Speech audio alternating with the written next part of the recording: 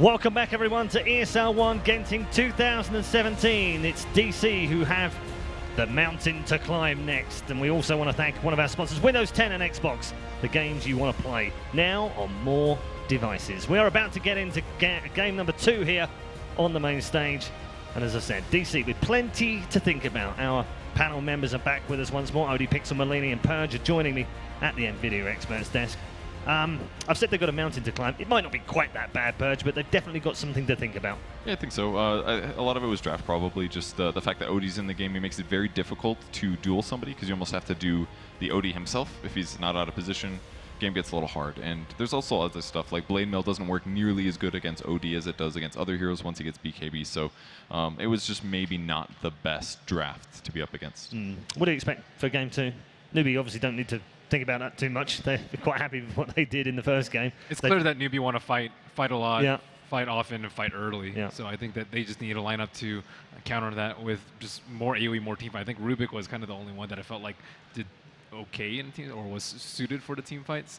Especially once the BKBs come out, it just seemed like DC were at a loss as to how to approach them. Yeah, I'm very interested to see how DC want to lane it this time, because as we've seen in quite a few games, DC, they've kind of got this tendency to want to go aggressive and put resolution in the lane against the enemy safe lane carry and have that 1v1 matchup between Moon and KP. So I wonder if they stick with that or if they want to switch it around, maybe try a little bit better to secure Rezo more farm in the early game so he can offer a little bit more once these kind of mid-game skirmishes kick off and Newbee starts to up the tempo. DC-wise, any specific heroes you would like to see them pull out that might make Newbee think a little bit more? Pudge, wait, no, not again.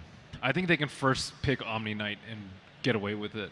Really, first round? Yeah, I think they could, like that draft, if they open with Slaughter, I think they can maybe Rubik Omni Knight, and it would have been, I would have been much more happy with that. I feel like if you open with Omni, though, it gives your opponent so many options for cores that lane well against it.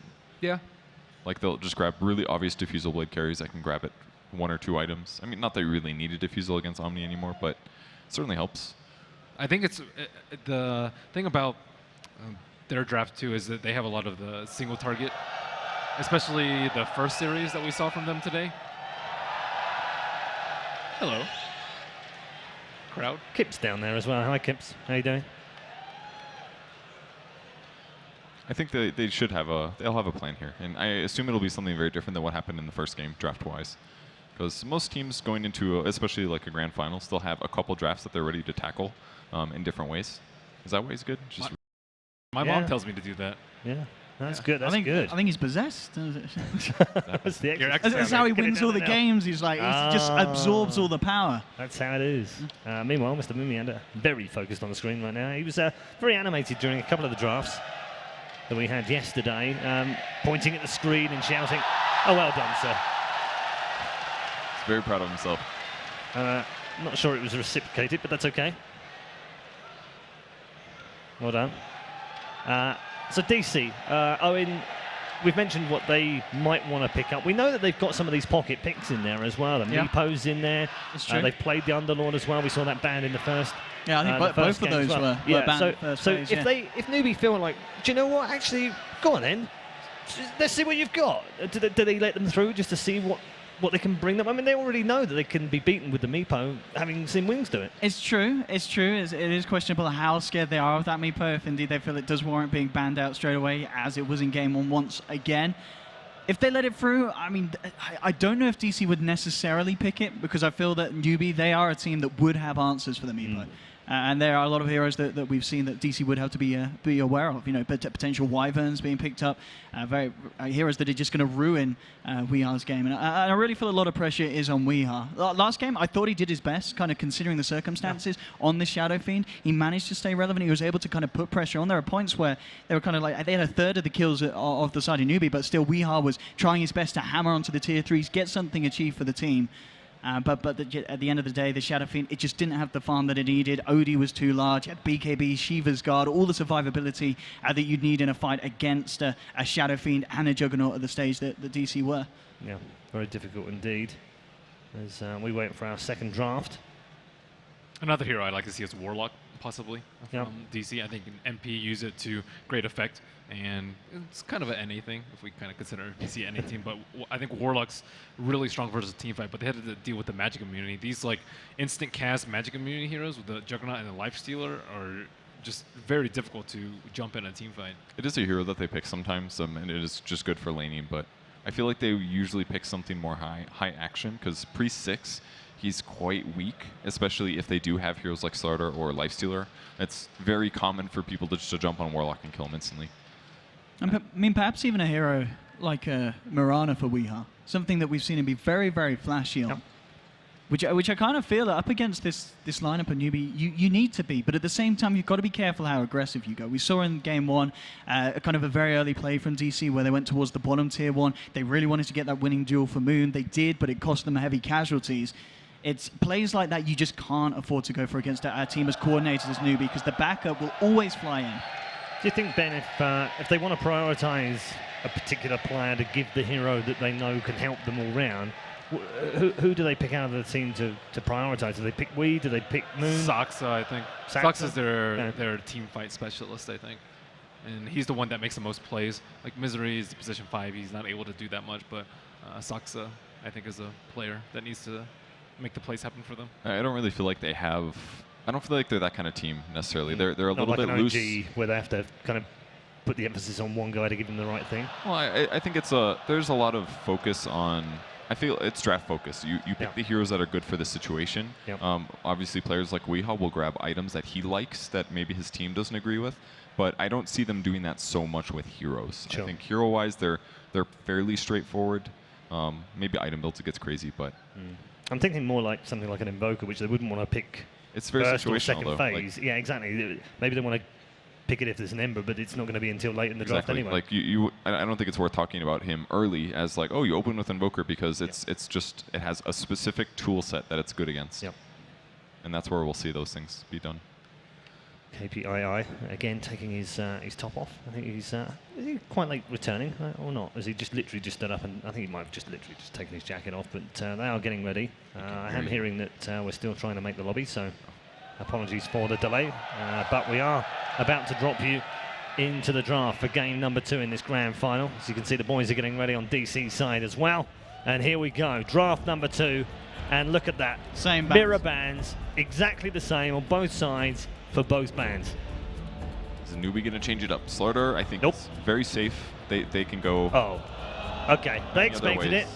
and they're going to go Cottle Naga. Here we go. We saw Resolution. One of the games that was a little bit messy from DC early in the series, but just how good they are with this Naga play.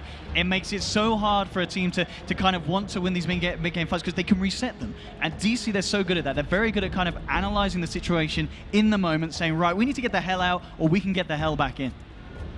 It was more than a little sloppy, I felt, that match. But if they clean themselves up a bit, it's going to be no problem at all. I feel like Newbee can pressure this lane, though. Cottle is very good in tri-lane situations sometimes, but Naga Siren, if left alone, can be exploitable. I mean, the question is, do they still want to go for this Disruptor and Life Stealer synergy that we saw so nicely pair up with the Slardar in game 1? As a carry, you never really want to play Lifestealer versus Naga. It's just absolutely terrible. It's a really good thing about that opening too, because it's a very common pick. They've been pairing it with the Slardar. They opened Slardar instantly, as DC probably expected, and now they have the late game counter. Morphling is a very good alternative, though. Tons of physical damage. Can absolutely gap close and kill Naga with burst. Can lane against it if you really want to. Would you say that Keeper of the Light can have its strengths against a Morph? Yeah, he's pretty good against With the mana leak's got to be a little bit annoying, especially before he gets the Lincoln Sphere done. Yeah, Morph does have a mana perk at level 10 that can definitely offset a lot of that advantage, but kind of depends on what the order of Morphling getting his E-Blade is, or if Cottle's behind having a bad game, it can be rough. If Cottle's having a good game, Morphling can be super countered by it. Yeah, Not super, but kind of good. going back to something that I was wondering beforehand, do you think already this is showing us they're going to take the Naga, they're going to keep it in the safe lane, or could they still try and put it farm against Morph in that top lane? There's no way, well, unless they do an aggro try or something, but You don't think they would do this? Is already Possible. showing us that they're changing it up from game 1. I mean, it's certainly possible. It's just a little too early to call. The important here is that we have to see how the supports from Newbee, because that'll really justify how strong the tri lane is. So that's all we really know right now. 2 heroes of DC's tri-lane or dual lane, or they could spread them out. Doesn't really matter. And we know Newbee's gonna have Slaughter, and Morph will be in his tri-lane. But Morphling tri-lanes are quite good, especially if you can get a couple levels. Pick it up at least level 2 or 3. Not bad at all. So now Newbee looking towards the combo heroes with the Naga Siren, Mirana, and Disruptor, I would say, are probably the best 2. But Morphling is already pretty good versus like the Mirana arrow. I think one of the few heroes that can actually survive that sleep combo. So maybe not too concerned about that. Can you activate Morph even if the arrow hits you as the sleep ends? Yeah, you can activate Morph during stun. Oh, that's right, because it's only silence, right? Yeah. Still worried about the Life Stealer, despite I don't think it being a good pick, and I think their position was likely already taken with the Morphling. But still respecting it.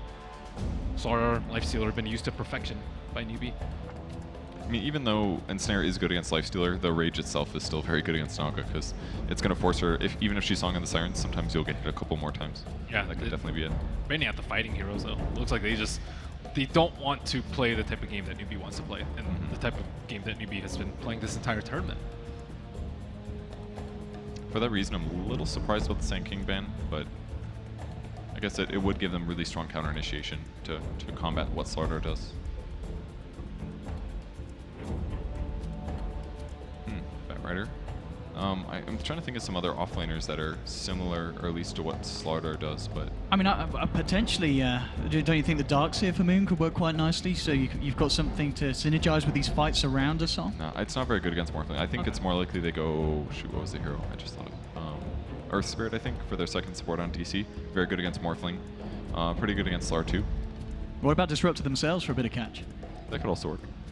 It's a little bit weak disable-wise. I think I'd definitely prefer Earth Spirit in that. But Earth Spirit's usually the support grabbed against a Morphling. Maybe the question is, will they grab it here or later? The Earth Spirit's good against Naga too, so either would work.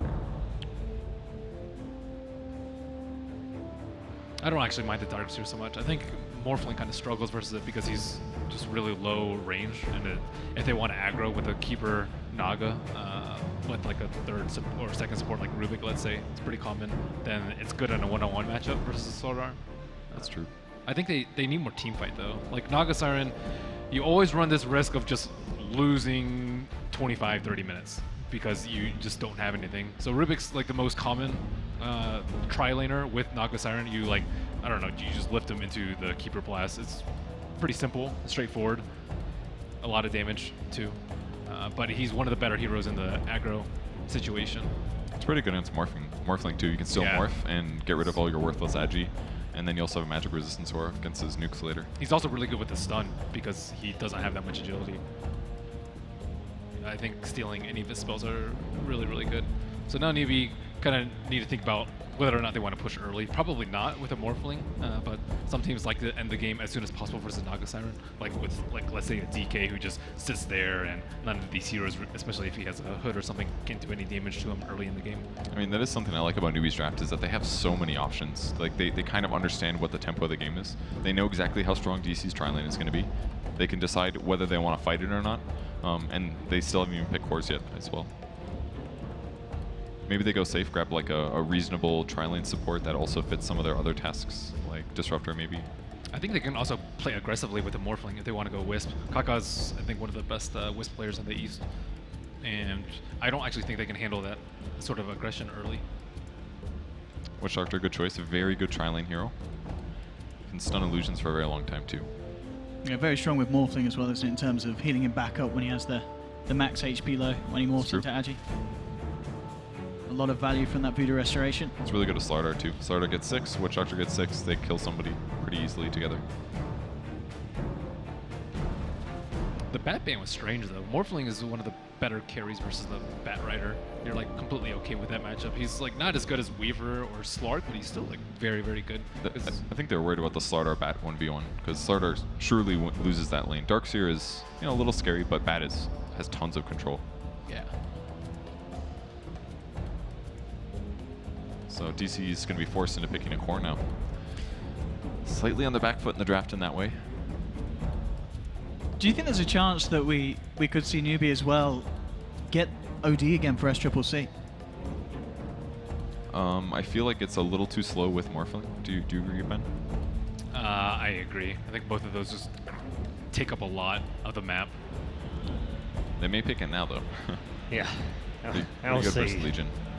For DC this time. Again.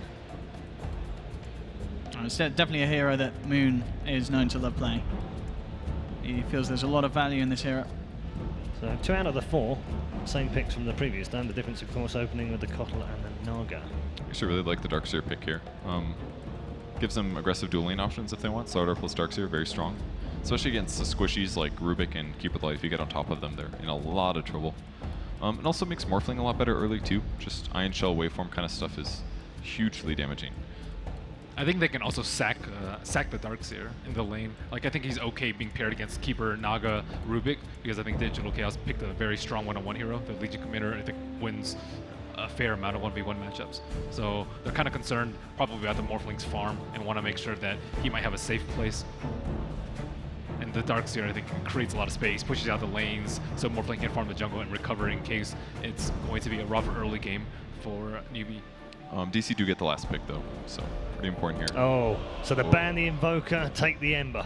That was very dirty the way they did that. It was. Just slowly crept into these heroes that everybody knew the counter a couple matches ago, where we saw how good Invoker was versus Ember and Darkseer. Yeah, they've taken away Wee's Invoker.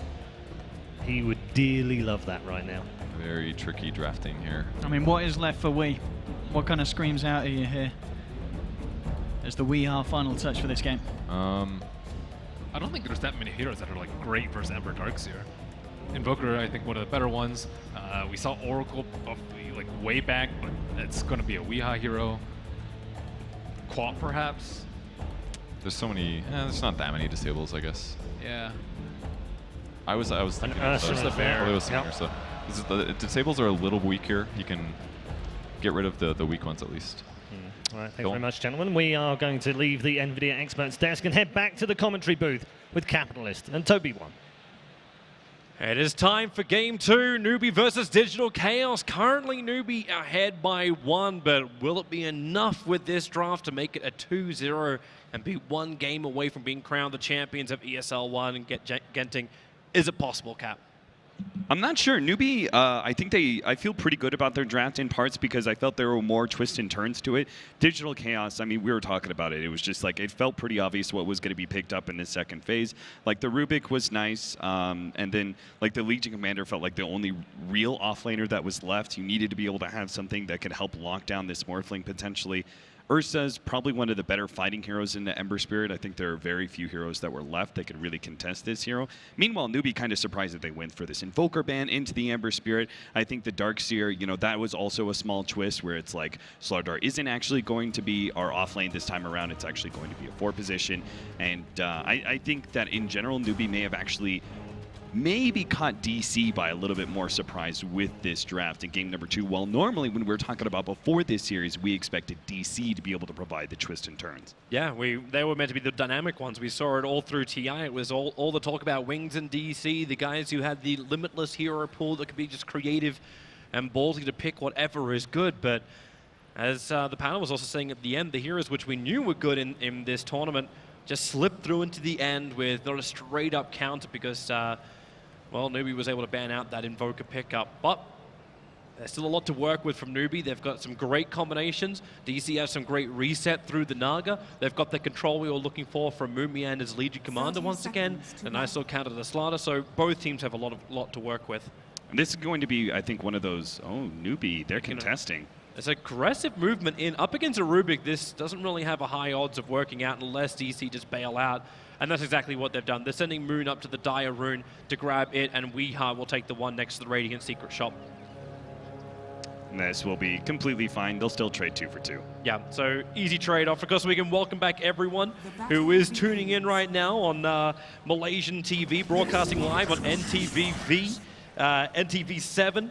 And of course, on the homegrown streaming service of Tonton. So greetings to everyone. We are now back here in game number 2 of this best of 5 grand final. Yeah, for those of you who missed it, game 1, Newbee were able to close it out. I think that Newbee just built up this strength. They had a strong enough early game. They were ahead by 20 minutes, and they just slowly but surely built up more of an advantage to be able to close it out. In this second game, DC have chosen to go for this split push strategy, and that was something that DC, I think, showed still, like against all the odds, I think they showed a decent amount of strength in that game one of being able to read movement and apply pressure via split push. It was their last option to be able to do that, and they did manage to buy themselves some windows of time. This time around, they have a much better lineup for it in the Naga Siren and Keeper of the Light opening. They have a little crack here at Slada, as Kaka takes a lot of damage with the Riptide, maybe get a little bit of space, but no, the range attacks is enough to do it, and DC will spill first blood on the safe lane. Look at top lane. Moon Meander's already pressuring U9 just to make sure that this full agility morphling, he's actually getting punished quite heavily. This is so smart by an offlaner because you need to be able to do this to make sure that the morphling can't sit full agility and get those easy last hits and sometimes denies against you, and even potentially get aggressive onto you, the hero, if the support comes around and sets you up as the morphling. So Moon Meander already doing quite well as his offlane. We're already saying DC safe lane work out pretty damn well. And then on top of that, we should have a natural win. In fact, Weeha's going to be able to get this kill. Wonderful under the T1 tower. Worth the sacrifice of his life. Absolutely. I mean, this is a real bad matchup for the Ember Spirit. I think that this mid lane matchup is something that we're going to have to watch. Both of these heroes are kind of the tempo controllers for their teams. Weeha has a very clear advantage of being an Ember Spirit against being an Ursa against an Ember Spirit in the lane, and he could potentially put a lot of power against the Morphling as well. We're talking about the lockdown of the duel. If you actually couple that with the Blink Dagger of the Ursa, he can rip right through that Morphling despite the attempts at morphing to strength. Kaka's trying to come over and do something against his Legion, but Moon already triggered off the Shrine. And that little bit of damage that came in from the Crush is practically nothing. It really is little. Another bit of information. Saksa was able to go on a little bit of a run, and he jumped over towards the Dire secret shop, noticed that the Darkseer had completely abandoned the lane, stole the bounty rune. So a lot of information coming in for DC's safe lane. Attempted go on Weeha here by Newbee as they move Kaka, but Saksa kind of mirroring that movement of Newbee's support. It seems like they really hoped that aggro dual lane would go a lot better for them, but they immediately bounced back, and now they have to come up with other ideas for Kaka's movement. And it maybe even get enough control, but Weeha is just so big. With the PMS, they can't really get a lot of damage in, and SD doesn't have a lot of damage to give, like 2 up in Searing Chains, 1 up in Flame Guard. This Ember is not ready to spam out yet. In some ways, I do agree with Newbee that the Invoker would have been particularly powerful against some of the other heroes. It's strong versus Ember Spirit, and then it's also quite good versus the Morphling as well as the Darkseer. That Quas Invoker and the way he operates fits against those heroes quite well. But it does make you wonder if this if this Ursa is potentially the pick they should have banned instead, just because of the way he's dominating his lane and how DC may be able to snowball this. Now, this Observer Ward from DC that was planned down so early on is giving him all the vision in the world of the 2 supports on top, allowing Misery to have the greatest positioning ever, and Moon to know just how far he can force it out too. And Newbee gonna feel pretty safe too, because their Observer Ward is right on top of the same location. Yeah, I love this combination too. Like this Keeper of the Light is gonna allow Moon Meander to be able to spam out a bunch more overwhelming odds. Again, keeping the Morphling low, punishing him for that high agility, low HP build, and then he'll also be able to do the occasional Luminate Blast, which is the same kind of pressure.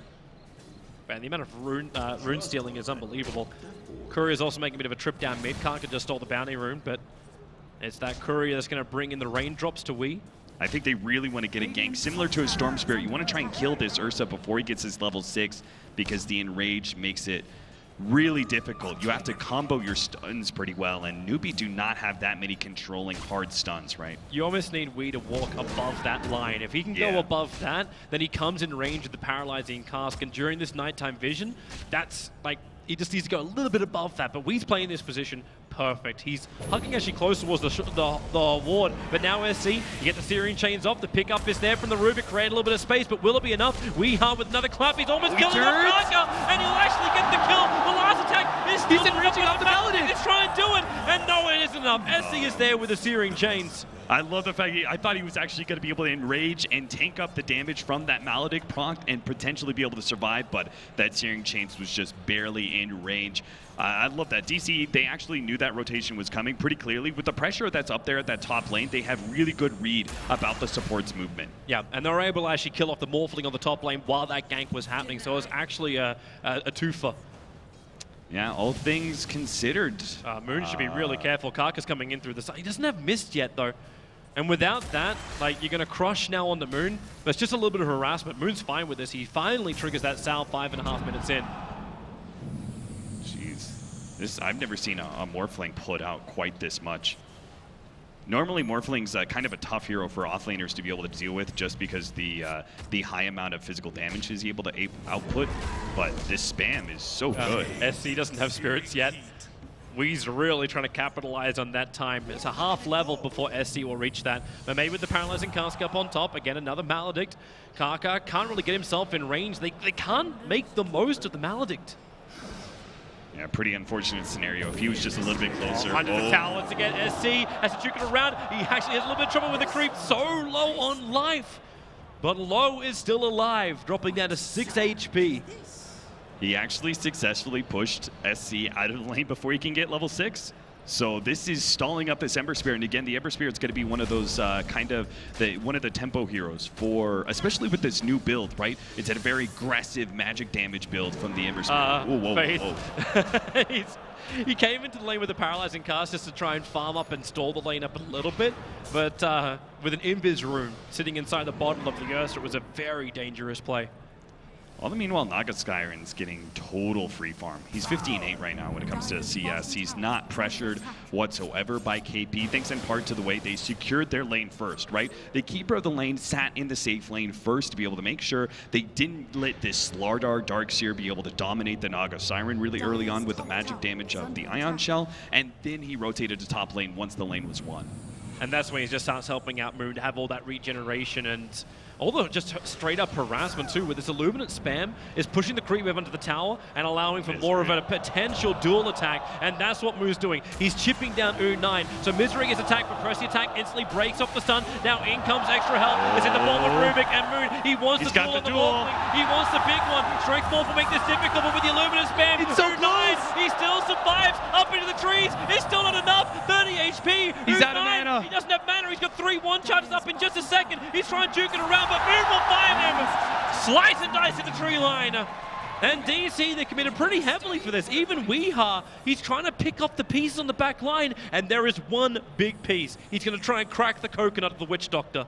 Yeah, Witch Doctor kind of sitting behind his tier 1 tower. Looks like he won't be caught by this. Weeha's rotation is going to be in vain, but it doesn't really matter. DC, like the most important thing is they're drawing so much attention away from this Naga Siren. It's the cherry on top that they're actually able to win these engagements in the top lane in the first place. Man, they got a lot of cherries. DC, they own this top lane. And soon these cherries are going to start representing damage, right? If they start getting successful duels, and then we're going to see a Legion Commander that actually snowballs, as opposed to last game where the duel actually played against Digital Chaos, feeding away extra damage to both cores of Newbee. And Newbee need to find some kind of way to control this, and their answer appears to be to defend the top lane. With his smoke maneuver up, SC's going to rip in through behind Darkseer. He's actually gone for the early wall, but there's no points up in back, so they have to use the Iron Shell plus the wall damage to kill up the Rubik with the Paralyzing Cask. Faith was able to keep that control on the Rubik, but Moon makes a break for the tree line. He cuts through with the Quelling Blade as far up as possible. SC cleans the tree line up, but Moon successfully TPs out. They just didn't have the radar to find him. Yeah, nice juke. Being able to cut down one of those trees and finding a hiding spot that the enemy team is probably not used to being able to deal with. Really nicely played by Moon Meander. I like what Newbee did there, just because the Ember Spirit has been quite shut down in the mid lane doesn't mean that they can let him farm too much. They need to try and use this lawnmower strategy of having both the Flame Guard and the Ion Shell. I know you've got high movement speed, but Weeha is a beast with those phase boots. And you still don't have the Corrosive Haze on the Slanter, so he's not really like giving any kind of intimidation factor over to the Ursa. Yeah, I'm not sure how you challenge this Ursa either, right? Because one of their big disables is going to be that Searing Chains, but Weeha's going to just enrage it off for the most part. But they also can't just leave him alone in lane because he'll have this really fast Blink Dagger, and we already talked about the danger of that. He instead goes for the Morbid Mass for now. This also opens up a potential Roshan attempt if DC get enough control of that area. This spam from Misery on the top lane. Newbee's going to come over and see if they can do something about it with the Observer Board. They see Moon, the jump forward, SC able to root up Misery, but once again, just broken free. The Paralyzing Cask won't bounce, but SC still in range just for long enough time for Faith to get the last hit in. Yeah, I like that. Just Newbee kind of sticking around and going again with this combination. They just need to try and punish the DC that's been planning their flag up at this top lane. The next rotation, you would usually look to try and shut out the Naga Siren before he actually gets that relic, but I do still feel like Newbee is one or maybe 2 or 3 steps behind DC, and they won't actually be able to gank this hero in time. We'll see. It's sitting at 2,500 right now. It's just tough to be able to get the combination of stuns required to kill this somewhat tanky hero who's pretty good against the physical damage of the Slardar. Like, that's a big downside, is the fact that Slardar's physical damage is not going to cut the Naga Siren through like it does most other cores. And if they don't successfully chain stun him, then the Song of Siren goes down. So you just go for the successful rotations you know you can get. Yeah, you absolutely. know you can go to the top lane. Yeah, and you find kills for SC. Like, he's 2-1-2 currently on the Ember Spirit. That's a nice little place for him. And Newbee understand too their split push going into the later portion of the game. While it's going to be difficult against a Naga, they can build up to the point where they can deal with Digital Chaos if they can just hold on to as much map control as possible. Yeah, but I think Digital Chaos, their next step is going to be looking towards these Tier 1 towers once they actually have the blink. He just revealed himself again. Look at SC with that haste rune, moves so quickly. And again, Keeper of the Line's going to fall. He's just shy of this level 6, but he's getting greedy. He's trying to get this farm to get into the Aghanim Scepter, and that's going to make the global maneuverability of DC even stronger. DC immediately trying to punish this movement and try and go for some damage onto the Tier 1 tower, but they don't have enough to actually threaten to take this tower anytime soon. That's kind of surprising to me, given the fact that SC has spent so much time away from this middle lane and attempting to gank, actually successfully ganking that top. They bring some extra heroes to it. It looks like DC are tired of being picked off. They're going to sit as a 4-man crew, I think, for quite some time and not let Newbee be able to snowball off of these Ember Spirit kills. And they're going to start to remove the Tier 1 towers and remove the area where Newbee can farm. They can push with the Iron Shell, but getting close enough to get all this experience, it can become more and more risky. They have some decent control over this area, and they may even feel like Newbee can't fight them 4 versus 5, but I'm not sure if they're actually correct. Neighborhood. You've got the Rubik in the neighborhood. Karka's going to enter, gets the stun over on Ursa. The duel's going to begin already. Paralyzing Cast can make the Siftic special with the Maledict, and now with the Death Ward, the damage is huge on the DC. Did they go too early? Karka's out on 10 HP. We have SC don't die. but SC jumped out. The Spirits will do the work. Song of the Siren. Hold the fun. Stop the song right about now with the Illumina hitting so hard. Combining with the Faithful. It's a double kill for the Rubik, but it's not over yet. Misery creates a mismatch for the Blinding Light, but it is a Rubik with a triple kill. Can you give him more KP? Starts a TP. The Illumina just missing.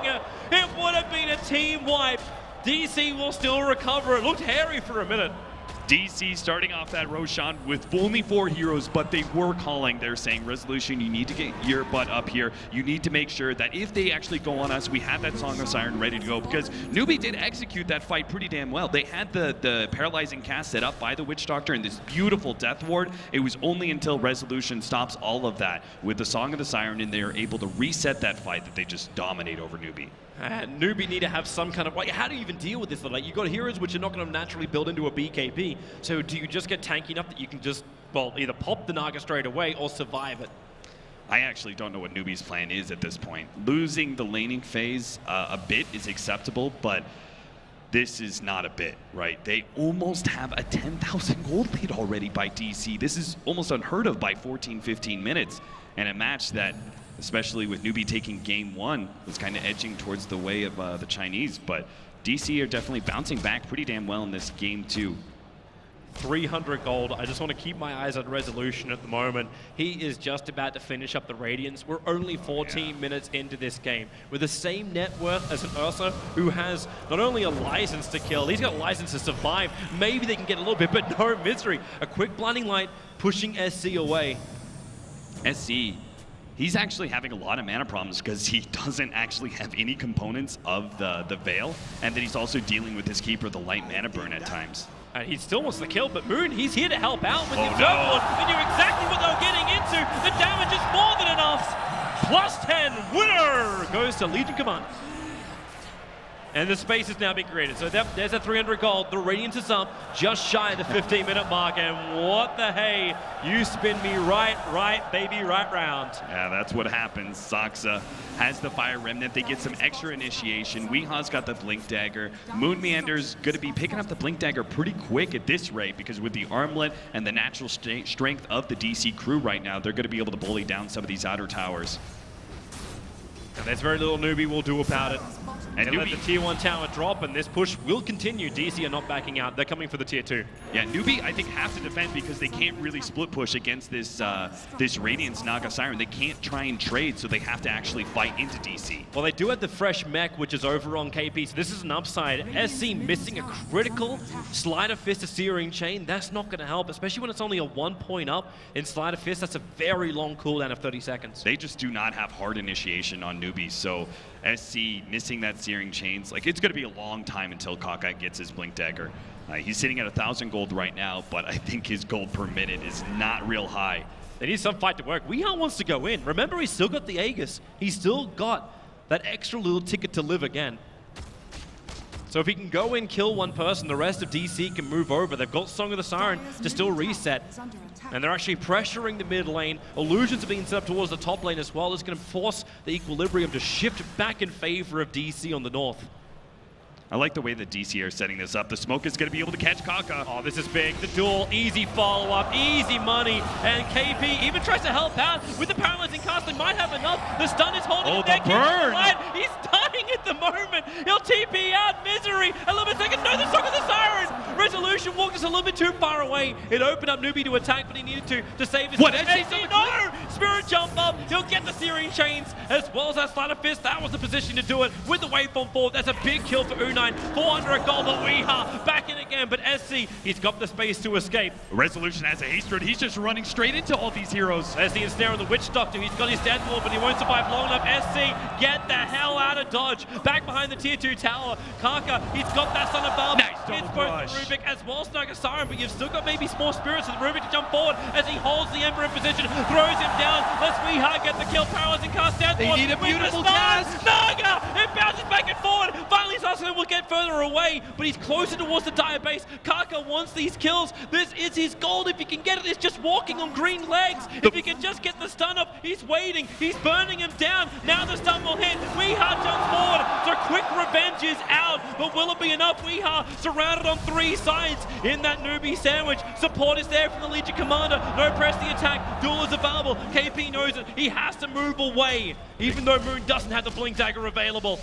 They're going to try and kite him as best they can. They really want to keep on this Ursa. They're not letting him get his Blink Dagger off. The Maledict is stopping that one, but I'm not sure if they can still catch this guy. They've do not have the disables. KP doesn't have his Surge available, but in comes SC in from the side, the blinding light, pushing him away. Misery, the ultimate space creator. Misery comes in at quite the clutch time. They've been able to successfully get his Searing Chains. KP was rapidly following up. He could have been able to catch them with the potential Surge Vacuum, but I think that's actually a really great fight for Newbee. Yep. Like, it goes to show the strength of DC that they're able to do some of those things and march all over these tier 2 towers and still have these trade-offs, but look at Kaka's gold. They desperately need this form of hard initiation, and Slaughter's about to get that. Yeah, and that is going to be the critical timing for Newbee. Of course, everyone across Newbee was about a 1,000 gold advantage they managed to swing after that fight, and they start to flatline the advantage that was there for DC overall. Yeah, it seemed like DC was just going to barrel out of control, but a brief halt in that momentum. Kaka, get away, get away, get away. Yeah, run. Do not let that in Blink Dagger. He's got it. He needed it. Like, that's what the bounty room was for. He needed to get that money. They also have the Veil that's going to be coming in for SC, so that's a relatively big upgrade in their damage. Look at the other items. Look at the Rubik. The amount of money on him. You get a Blink Dagger on Slider, which you've been working so hard towards. Now the Rubik is just going to get one for actually nothing. Yeah. I say nothing. He's 626 on a Rubik. Moonmeander is not too far away from his Blink Dagger either, so it's not like Newbee with this Blink Dagger pickup on the Slaughter can all of a sudden feel like, oh, we have the initiation advantage. That's just not the hunt case. is coming. They need to use smokes. They need to use to catch these heroes. It's a bad habit with a blink. Oh, what a crush! 3-man crush with the Spirit Jump in. The damage is huge. The back wall. Newbee, it is huge. It's a combination. A triple kill for SC. A Digital Chaos. They saw it coming after they were dead.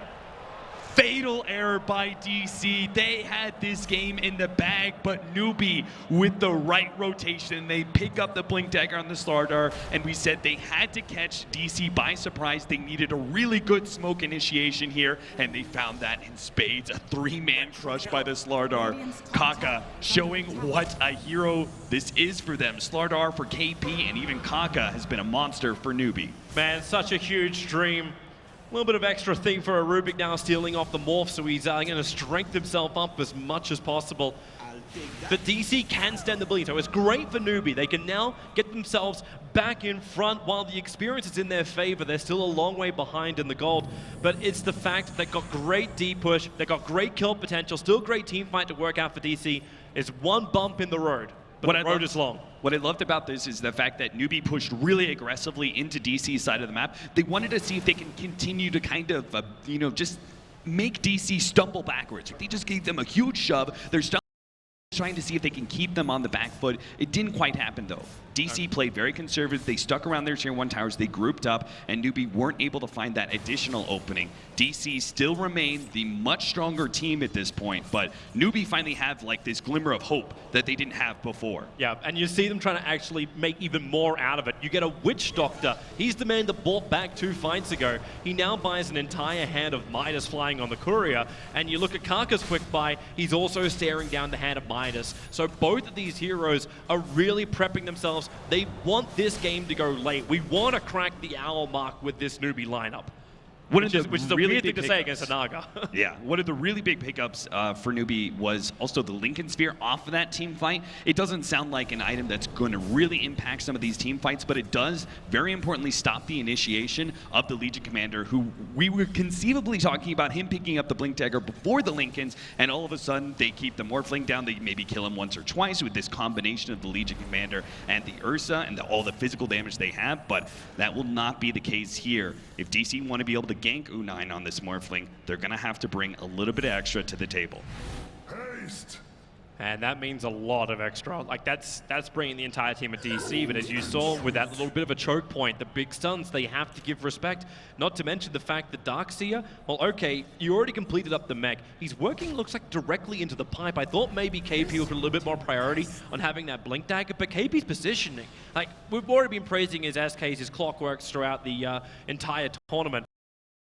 He's always in the right position, even without having that high maneuverability item, just using the surge. Yeah, it really helps when Kaka's able to set you up so well with his Blink Dagger crushes, right? You just get a momentary respite, then you come in with the vacuum set up for that paralyzing cast. The combination has been beautiful for Newbee, giving them a decent shot at recovery. It's still concerning though, because they have still all these big items coming in for DC. The Aghanim's is being finished up by Misery. We talked about how the Blink Dagger on Rubik is another big pickup, especially against that Linken's, right? He has 2 abilities that are instant cast. Fatebolt can prop the Linken's, and he can potentially get the telekinesis on the Morphling before he waveforms or jumps to his replicate.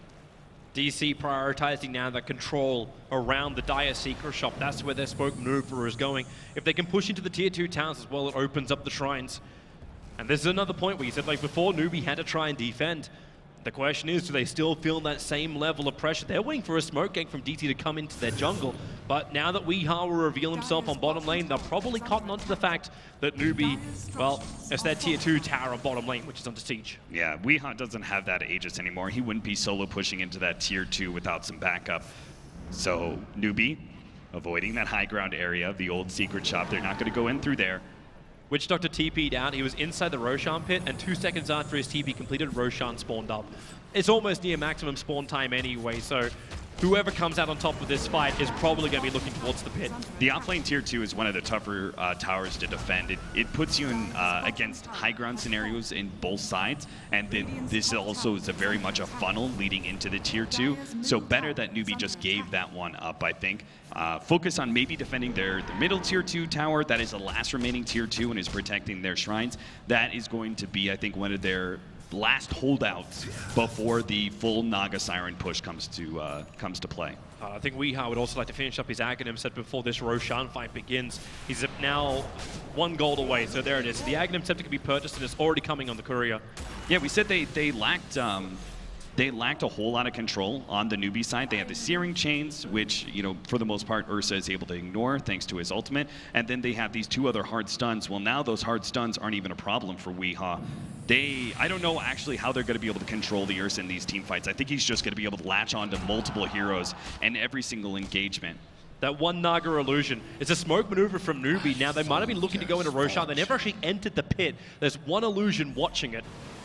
But instead, this DC lineup is now split. Up, and that's the openings again! Kaka! so far ahead The of his double team. crush! Keeper of the Light will push him back with the blinding light. Moon will break him free, and the Song of the Siren is used, but Weeha, who does he want? He's looking towards the Witch Doctor. Paralyzing cast Naga Illusion. He can't get away. Kaka with the extra stun. Ursa, the Enrage is saving him. Not to mention Rubik, he gets the pickup. He only stole Vacuum. No major big ability.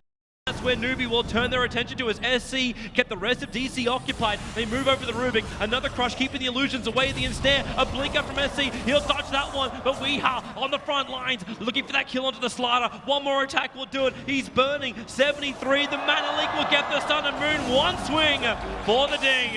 And now they can take Roshan. That's the big one. Newbee, they found an initiation. Yes, it looked cool, a two-man crush, but I think Kaka forgot to look behind him and judge the distance of the rest of his allies. They were so far behind that the crush actually wore out before the Ember Spirit, who is probably one of the more mobile heroes that they have on their team, actually got there.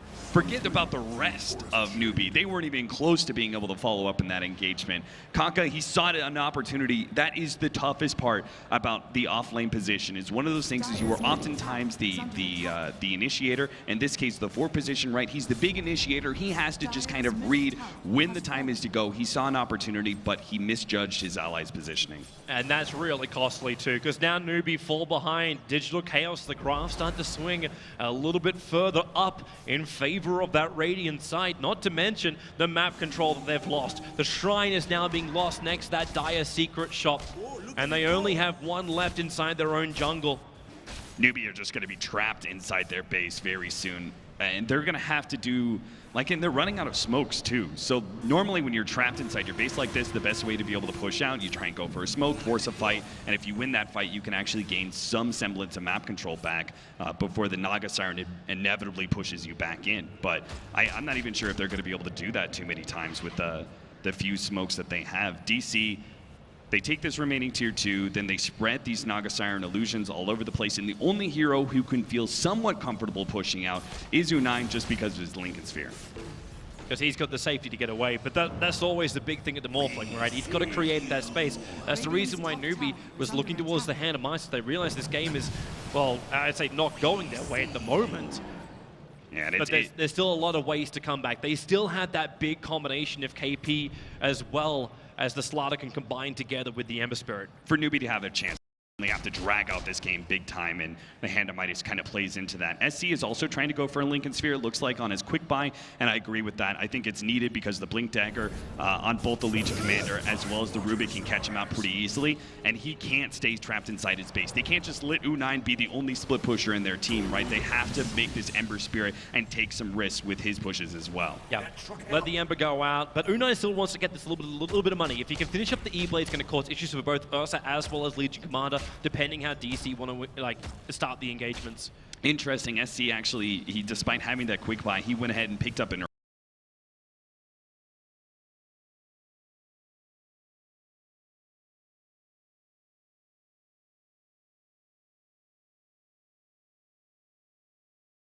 I'm still Octarine, here right? going, this is a great spin. I think this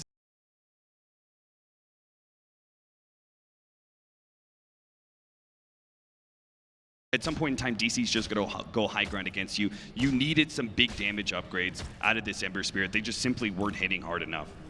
Even with that spell amplification, he went for the extra stats too. You know what he wants to get. Searing Chains.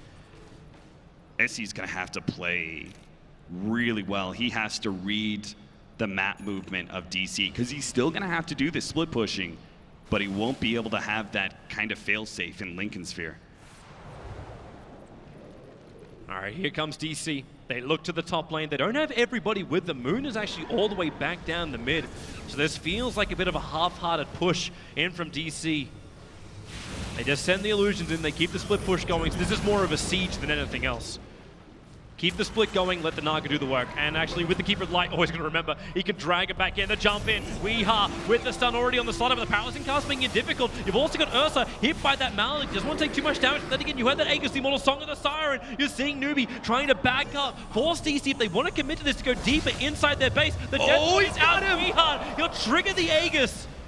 So at least this means DC does something easy opening, but maybe not. Legion Commander jumps in, the stun is there, they're holding it back with the paralyzing cast. The Coconut's doing work, Darkseer, KP will die. The Illumina did the work, but really the cost is high for DC. We are still on the front lines, but they back it back in to the wall of waveform. U9 bringing that E-Blade in, and the jump forward. Misery, no way out. Newbee, they are pushing back DC, and not just doing that, they're walking over the DC dead bodies to do so. They picked up a gem off of DC2. That was an amazing hold by Newbee. These guys are kings of high ground defense, and you should absolutely be fearing that as DC. They need to make sure that they have not only every advantage possible like that Aegis, but they also need to make sure that they are at their biggest peak. And in some ways, I do agree with the Octarine finished up, this Manta and Radiance on Naga Siren. They have reached a pretty big peak, but I'm not sure if going high ground in that attempt was the right play. It almost feels like you want to split Newbee, right? Like the Nagas who seem to have been successful in these type of situations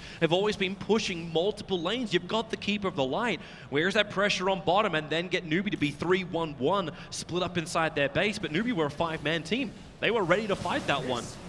Newbee are executing really well in these team fights. I have to say, like Kaka, there was one example of like when the Ursa was going for the Witch Doctor who was held up by the Ensnare. Kaka did not immediately crush on the Ursa. He kind of faked it out and held onto it a little bit, waiting for the Enrage to go down first from the Ursa and then use that disable. Very important, right? Because if he pops it early, the Enrage plus the Aghanim Scepter, he just immediately removes it and gobbles Faith up. And then Faith surviving because of that faked out crush situation by Kaka allows him to be able to get the Death Ward that then kills the Aegis. Like so many of these little plays by Newbee build up to a big win at the top lane. Okay, I want to have a little bit of a gander over towards the Morphling with his quick buy item. He's looking at a Silver Edge right now on him. I have no idea, Toby. I mean, at this point in time, like, it's similar to the way DC had to play in Game 1, right? They had to go for these really aggressive split pushes and these very risky plays because they knew how down and out they were in that game. They can make that read, just like we're saying. They can make that read in themselves and be like, okay, we're pretty far behind. We have to take some serious risks to be able to win this game. And sometimes, you know, risks usually mean Jump, bottom lane, Amber Spirit, SC needs a little bit of help. KP didn't do it with the heal. Oh, the cast. Falling down the cast. They can't get away. The Blinding Light tries to create space, but the shotgun is still up for U9. A click, click, boom, and Weehara is gone. They're chasing him after Misery. He's on the run, but he can't run too far, especially when he's rooted to the ground. The Shopkeeper watches the kill.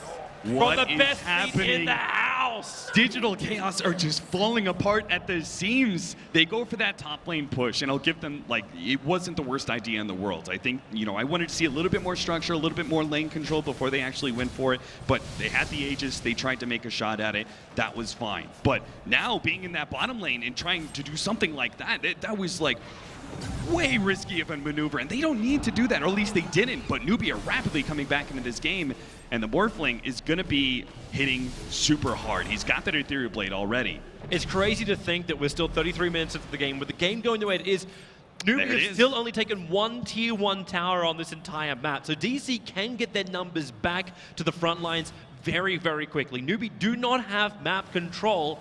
They just seem to be having the team fights gifted to them, but they're winning these team fights that DC are engaging into. All right, U9, show us something special here. He can potentially, with this Shadow Blade, hunt down the Naga Siren and maybe catch her out, but I don't think he has enough burst damage for that. So he's probably just going to have to focus on some of these other heroes. Oh, come on. Have at least a little bit of... Oh, wait. Is he going to find him? No, he's not. Misery is far enough away. He's going to just farm up the wave instead. But this will reveal that Shadow Blade. I still haven't seen the ping come out from DC, but they may have just called it anyway. Yeah, I think that they definitely see the Shadow Blade by now, and they're going to have to play a little bit more grouped up because of that.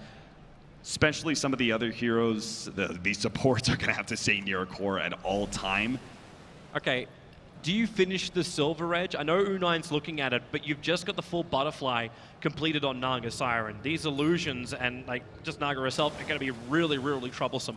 I mean, it's a pretty good stat upgrade. You already have that item anyway. I don't see it as being too big of a deal. Morphling's going to invisibly wave the mid lane to try and force it back out again. The Naga illusion was pushing it in. DC, this is your time. Slaughter jumping forward. That isn't a real Naga that's going through the Maul. He actually body blocks for a second the Morphling. And DC, yeah, they're pulling back. They're pulling back to their own side of the map. They know something is awry. All you've got right now is a replicate of the Naga Siren pushing on the bottom lane. Now DC are kind of doing what I expected them to do after that loss in the top lane. They're playing a little bit more conservatively. They're using their map control to just play more of a farm-efficient game against Newbee and say, okay, we're controlling every single lane with our Naga Siren. We're also controlling our jungle. We're not going to give you any opportunities for a pickoff. We'll naturally build up a bit of a net worth lead on you, and we'll wait for Roshan. And so we can get that Aegis and Cheese for the next push. You know, just get that next round of items before they go for it. Abyssal Blade on the Ursa, that's certainly a big upgrade. You already talked about the Butterfly on Resolution. Yep. Moon Meander, he's trying to build into an AC, but his current pickup, the most recent one, obviously being the Shadow Blade. Yeah, he also needs to have that better maneuverability, potential pickup without risking his supports. So that's now going to be a third Roshan. She's on the ground. Moon will pick up the Cheese. You can see Maul going into the hands of Wee. And Newbee, they're actually outside their base for the moment, but maybe with this Aegis and Cheese, they feel confident. But it's U9 on the top. He's going to find Misery. Yeah. And this is one very dead Keeper of the Light. With the waveform, it wouldn't even matter if you hit Blinding Light. Everything is targeted towards the Keeper. There's the Octarine for the Ember Spirit. Doesn't quite have that level 25 yet. Song, does he commit it? Resolution, U9, quick TP out. Resolution will spam the illusions out, but it's already too late. I'm thinking this level 25 SD could actually be the thing that breaks DC from being able to successfully go high ground. Because once he has this extra 2 seconds of Searing Chains, and you get this constant chain stun that is going to be happening from the Sleight of Fist, it's so hard to be able to go high ground into that. They're going to have to, like, DC, they won't be able to push high ground with, like, the confidence of, like, 5 heroes going up there, right? They're going to have to play more of this constant chip game with the Naga Siren and chip away at the tier 3s and eventually range. But that's still a hard ask, because the longer this game goes on, that chipping is going to be pretty slow. The illusions aren't lasting long because Newbee actually have a really good single target focus. Even the Morphling, we saw him just jump down to the bottom lane, threw out the Adaptive Strike plus the Shotgun. There goes one of your illusions, jumps over to mid, hits it a couple of times, it's gone straight away. That chip is going to be a very, very slow process. In the meantime, Newbee get bigger and bigger. As time goes on, DC, maybe they have to look at something else. Like, how do you bring Newbee out of their base into your hitting zone? I don't really think you have too many opportunities to do that. Maybe you set up some sort of traps for the Morphling, knowing that he's using the Shadow Blade to try and pick off these supports. Maybe get these ward, counter-ward combinations down all over the map and see if they can actually catch U9 when he pushes forward aggressively. They can get one pick on the Morphling. They quickly push high ground, force a buyback, and that gives them a very easy win condition. Instead of this, you know, chip away at these towers and try and go for this really tough 5-man push into Newbee's base, then they get this very clear, okay, all we have to do is kill the Morphling once, and the game is potentially over. And that's when Newbee just have to hold on to their buybacks. Well, I say almost everybody. Most of, in fact, DC have all their buybacks up. Morphling has his too. And he's going to finally take out this tier 1 tower. So how long does it take him now? 38.5 minutes. U9's pressuring the tower, and he's being pushed back. He's still not going to get it. They burn the fortification, and they're also surrounding around U9.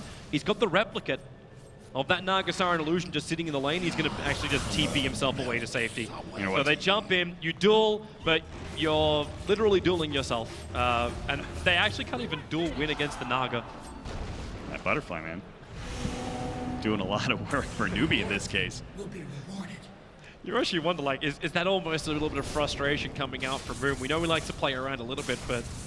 No, I think you need to kill these replicates. You can't just let him get away with that for free because it offers him so much extra gold. It really starts speeding up this Morphling's farm quite a bit. It's like when you let the Morphling be able to pick up the Alchemist replicates, right? Same situation. Just speeds up his gold so quickly because Morphling usually doesn't have that quick farming capabilities, but this was a great counter pick by Newbee in this situation. Something to notice the indecision there from Resolution. He bought the entire Bloodstone while being Bloodthorn while being back at base, but now he actually gets the Scythe of Vice instead. So they're looking for that control from the Naga Siren with his Scythe.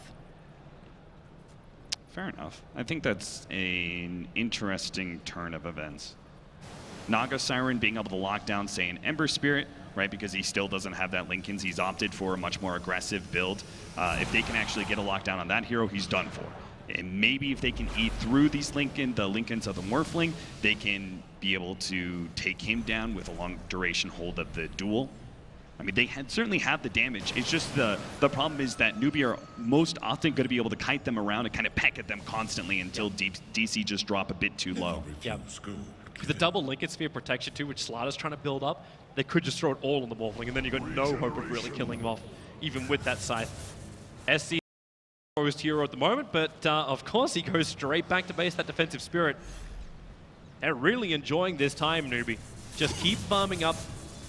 The experience is going the way of Newbee. The gold is kind of flatlined at a 10k advantage in the favor of DC, but a lot of that is still inside the towers of DC, which haven't been claimed yet. 5-man smoke and a quick rotation straight through to the bottom lane. They know Newbee want to be able to push out this other side of the map. Newbee's actually outside their own base. They've got an observer ward on the hillside, so this will work for them because this will actually help break the smoke of Resolution, who's coming down the bottom lane. So yep, now they see him. A straight up Hex over on Slaughter. Kaka, well, I think he's pretty much done for. They're leaving him for dead. A quick Yule Scepter up. He'll get a Blink Dagger up. No, he won't. He'll go for the Crush through the tree line, but now just give him Crush over towards the Rubik. More control for him, but look at U9. He's pushing out the bottom lane. The mid's pushing out. The top's pushing out.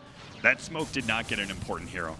The Slardar is, when it comes to trying to establish real control in this game, it's inconsequential. Yes, he's an important factor when it comes to initiation, but it's the Ember Spirit and the Ember Spirit and the Morphling that you're really searching for in this smoke. You need to be able to set up. I'm surprised they haven't attempted some sort of like Song of a Siren into like Rubik duel. You know, they have some of these instincts. Yeah, U9, not the place you want to be. The he got him! The Morphling! Maybe he's got time. He blades himself, buys a little bit of strength more. Now Legion of Martyr, the duel is up. He's down. No buyback. 83 seconds on the sideline. The window is open and DC is invited as the best part into the Newbee home. The best part is DC are thinking what we were talking about earlier. They get the pick off in the Morphling. They're going to go for the high ground, thinking there's going to be able to force the buyback. He does actually have a buyback. He's Looks got it like now. It just came up. Yep, he only just got it. Yeah. That is one lucky duck.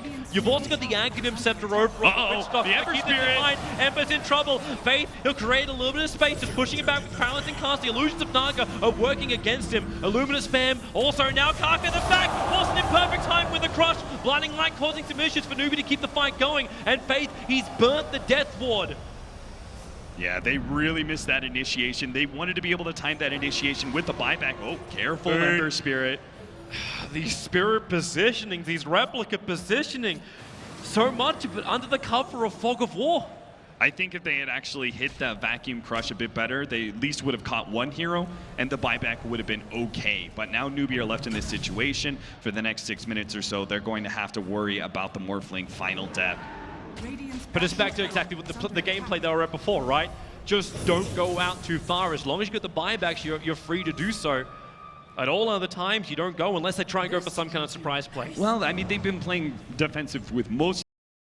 Still have had to split push some, and the thing is they've been successful in split pushing for the most part. I can't actually remember a time where DC really got a really good pick, except when they caught the Morphling at top lane. And that was more like a gifted kind of thing. Like it was the, oh, hi, this thing is actually right in front of us. Let's go for it. Yeah, so they need like they need another one of those. Newbee are not going to just sit inside their base. There's no way. They just can't. They need to try and continue to split push. They can't just let Morphling sit and take whatever farm is kind of given them. It'll also offer too many opportunities for DC. They can still find initiation inside the base of Newbee. We'll see how long that's going to take to do. For now, Newbee, all 5 are back inside their home.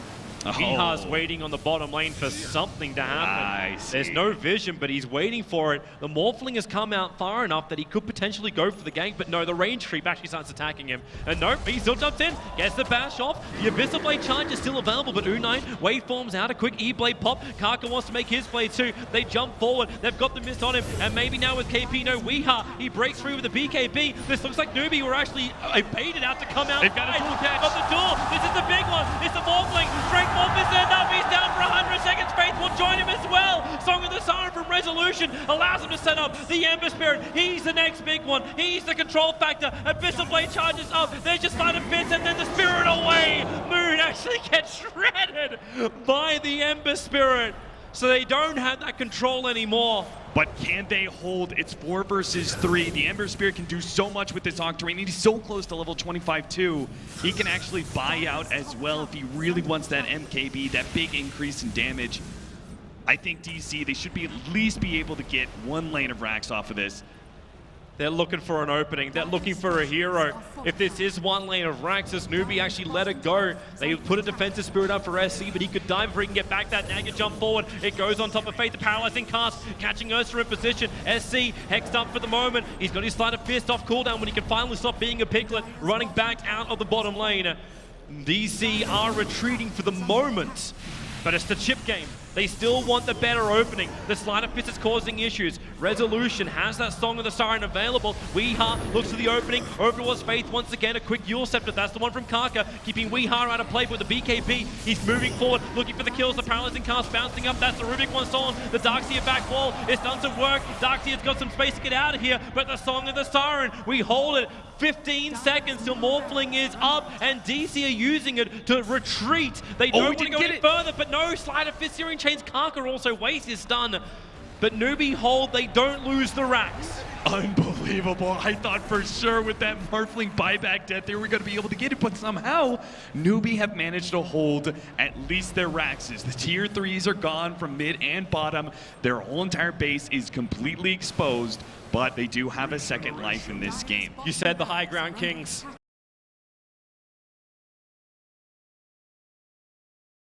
And they absolutely are. How? Like, you get an advantage like this. Like, maybe they need that extra lockdown. That's the downside about the Naga Siren song, right? You couldn't just get that instant control. If they picked up SC as well, Digital Chaos could be looking at not only 1, maybe 2 lanes of racks, or maybe you've just been looking at leveling this series 1 apiece. But the game continues to move on. Digital Chaos continue to hold map control. The situation still hasn't changed. You've only got 1 tier 1 tower claimed by Newbee in a 47-minute game. This seems to be baffling to anybody who would just look at the basic draft. Man, they've got this Witch Doctor Aghanims that we saw in that last bottom fight. There's so many ways for DC to get punished because they're going to have this constant Searing Chains that's holding these heroes in place. The Aghanims, if the Witch Doctor is able to sit far enough back with his Glimmer Cape, he's able to bounce this Death Ward damage off and back into the heroes farther in the back for DC. There is definitely easy ways for them to be able to take these range Raxes for sure. At bottom lane and mid, they should just be able to chip away at this, get the range Raxes, and then I think they fall back for the Roshan number 4, and that'll be their way to maybe be able to break the melee Raxes. But that is just more time for Newbee to work with, right? Yep. It's time for them to be able to get the MKB on SC combined with the level 25 and that big upgrade talent. It's also time for the Morphling to get his Scotty upgrade, which is a serious stat upgrade. Uh-oh. The Hex on the Ember is just Resolution running, and he's got no friends around him. The paralyzing cast will keep Naga away. Oh, wait, hang on. Naga? That's still the real Naga. Resolution, now the TP.